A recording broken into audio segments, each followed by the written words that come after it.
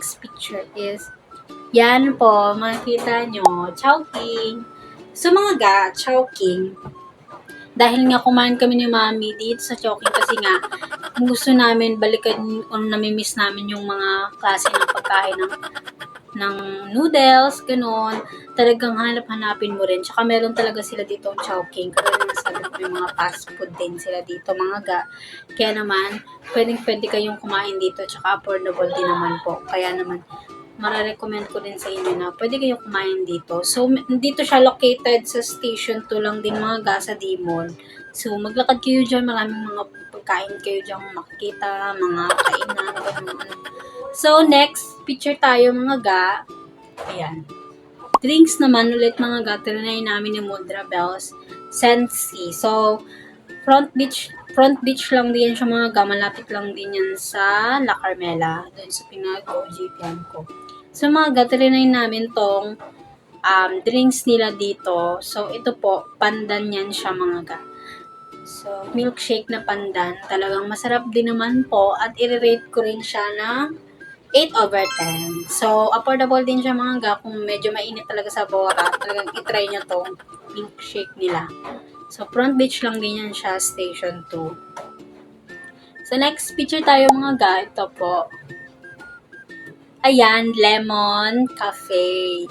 So, mga ga, itong Lemon Cafe, hindi na kami nakapag-picture ni Mami sa loob niyan. Kasi nga, hindi ko alam kung saan napunta yung picture. Pero, bumili kami dito ng tinapay. Mga tinapay din kasi sila, mga sweets. Ganon. So, na-try namin din yung mga tinapay nila is medyo pricey lang talaga. At hindi ko man sinasabing sobrang pricey. So, mga ga, pag kumain kayo dito, pwede na rin kayong umorder ng isang tinapay kasi malalaki naman siya. Tapos, share na lang kayo kung may kasama kayo.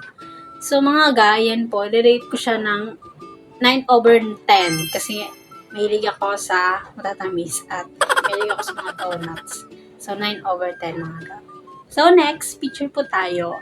Ayan, Sensi po ulit mga ga. So, itong kinainan namin ng breakfast kami ni Mudra Bells. After namin maligo ng beach, siyempre, naligo-ligo ang inyong tindera with Mudra Bells.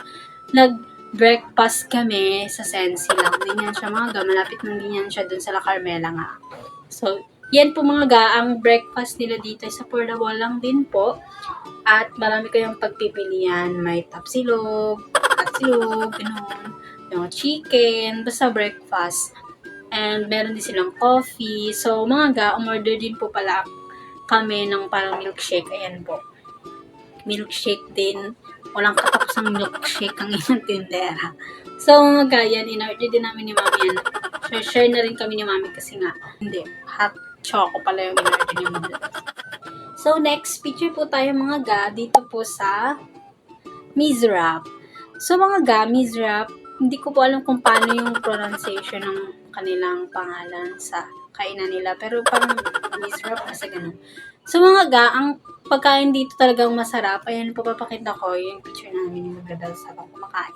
So, parang Mediterranean food din yan sila mga ga. Masarap, parang mga Saudi food, gano'n, mga pita, gano'n.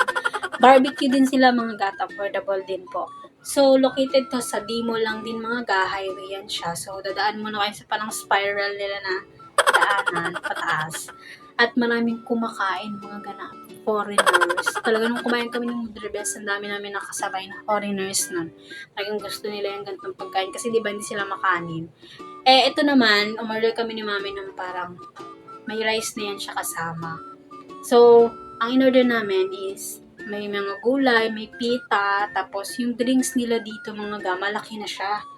So, pag umorder po pala kayo dito mga guys, medyo pricey yung drinks nila kasi hiwalay. Pag mag-add ka ng drinks nila kasi malaki yung serve nila, may iba yung bayad po ng drinks nila. Kaya medyo mahal siya kapag sinamahan nyo ng drinks. Pero mga ga, masarap naman yung drinks nila kasi iced tea siya na malaki tapos masin siya.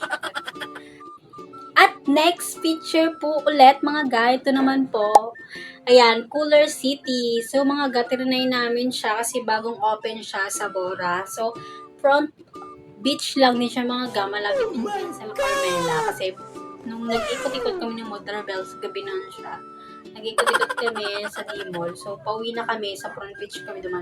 nakita ng inyong tindera ito dahil mahilig niya mag-ice cream.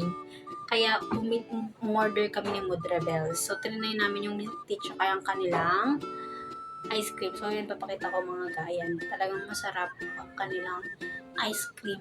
So, sobrang sarap talaga yung, namumuo talaga yung pagka-ice cream niya. Masarap, tsaka ang dami. Affordable lang din po yung ice cream nila. So, mga rate ko siya 10/10. Kasi ice cream. So, masarap din yung milk tea nila na in-order ni Mami. Ayan, yung makikita nyo parang may dilaw ba yan? Parang lemon ba yan? Basta lemon tea ata yan siya.